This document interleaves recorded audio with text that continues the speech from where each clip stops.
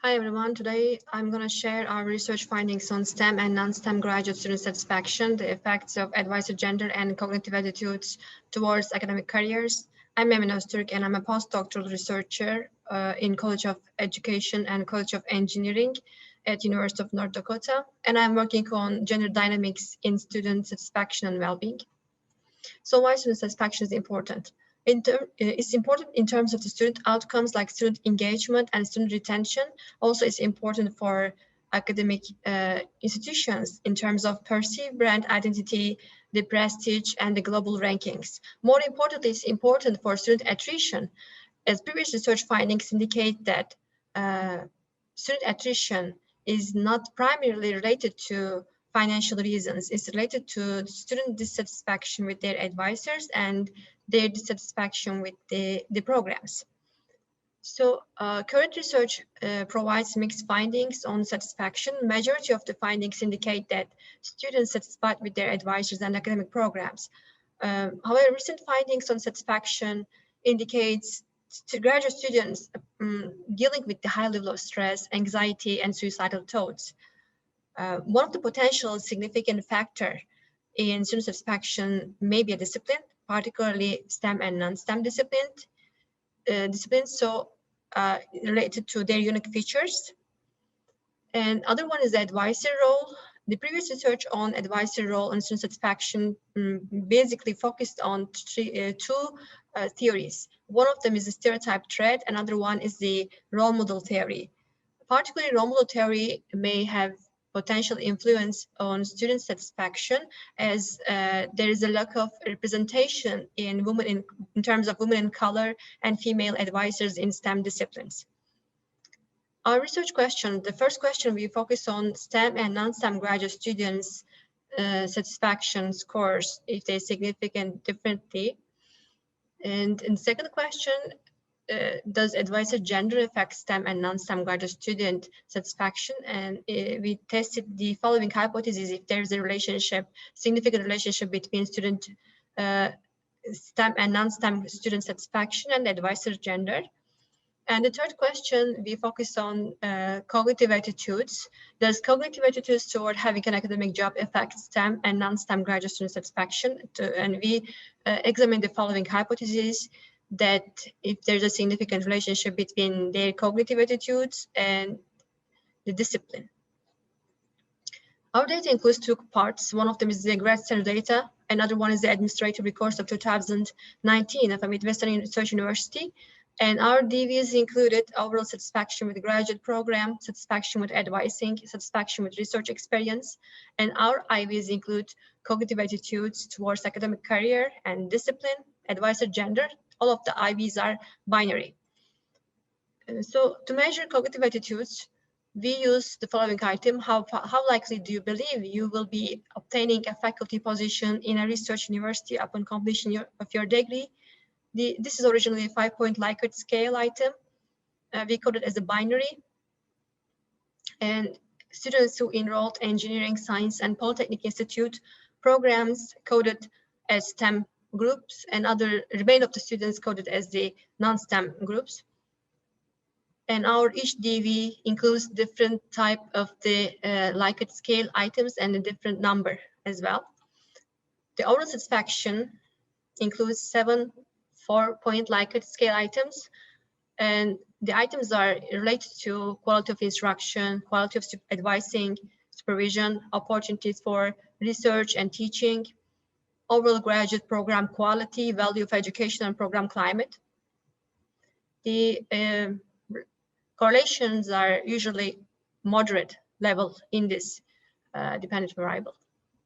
And satisfaction with advising, we use 25 4-point Likert scale and a 5-point Likert scale items. The correlation between the items, as you see, moderate to high level. And we particularly focus on advisors' expertise, financial support, helps to network with other researchers, and considers students' personal talents and abilities.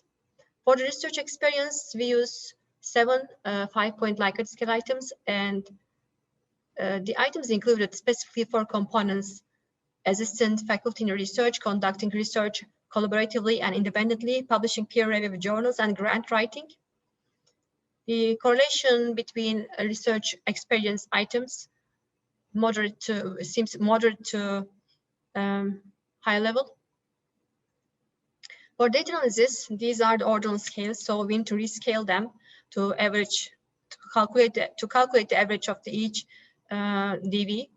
So we use these guidelines for rescale 0 to 1 for each item. However, we have missing cases, which seems a little bit problematic to calculate average of the advising satisfaction with advising DV. For research question 1, we don't have equal sample size for STEM and non-STEM majors. So instead of MANOVA, we use ANOVA with Brown, Forst, and Welch F-tests to examine interaction effect between discipline and cognitive attitudes and advisor gender. We use regression. For the first research question, we did not find any significant difference between STEM and non-STEM grad student in terms of satisfaction with advising and overall satisfaction with the program. As you see, the number of the students in each group were different. The 0 represents non-STEM students and the 1 represents STEM students. However, the findings on satisfaction with research experience was significant. And students who are enrolled in STEM disciplines showed high level of mean comparing to non-STEM students. For a second research question, advisor gender effect, we did not find an interaction effect for all of the satisfaction scores. However, main effect of advisor gender was significant in terms of satisfaction with advising and for overall satisfaction as well. Main effect is significant in terms of the overall satisfaction. For research question 3, we focused on cognitive attitudes, and for the advising scores, interaction effect is not significant. However, main effect of the cognitive attitudes was significant for all the DVs. Similarly, overall satisfaction, interaction effect is not significant, and main effect as cognitive attitude was significant here. So our findings indicate that there were significant differences between STEM and non-STEM graduate students in terms of satisfaction with research experience. It may be related to the unique features of the research in STEM disciplines. For instance, most of the research in social science requires, especially qualitative ones, more time, more patience. So in the future studies, unique features of STEM research experiences can be examined. For advisor gender, it's significant in terms of overall advising satisfaction, but there's no significance in terms of research experience. Some of the disciplines and some of the research requires more independent skills, maybe, and the other factors may have an impact as well in terms of overall satisfaction. For cognitive attitudes, there's no significant differences between STEM and non-STEM grad students, but it's significant in all types of satisfaction as a main effect, which is an expected finding because cognitive attitudes reflects graduate students' beliefs, their attributes, their thoughts. So it's very important to reach their long-term career goals and satisfaction as well. So here are some of the limitations that I need to mention. And unequal sample size for STEM and non-STEM student groups is one of the limitations. Number of missing data, especially for advising scores. And we only considered specific factors related to overall satisfaction and related to graduate program. And there may be other factors as well. And dependent variables is limited in terms of the research experience. We didn't focus on patent or other different and specific features of the different disciplines. Just we are focused on publishing peer-reviewed journals, grant writing, and working collaboratively or independently. And also another thing, students who have research experience in different and interdisciplinary fields may have a limitation of the study. Just we focus on their primary enrollment to the discipline. So thank you for your listening, and I'm happy to answer your questions.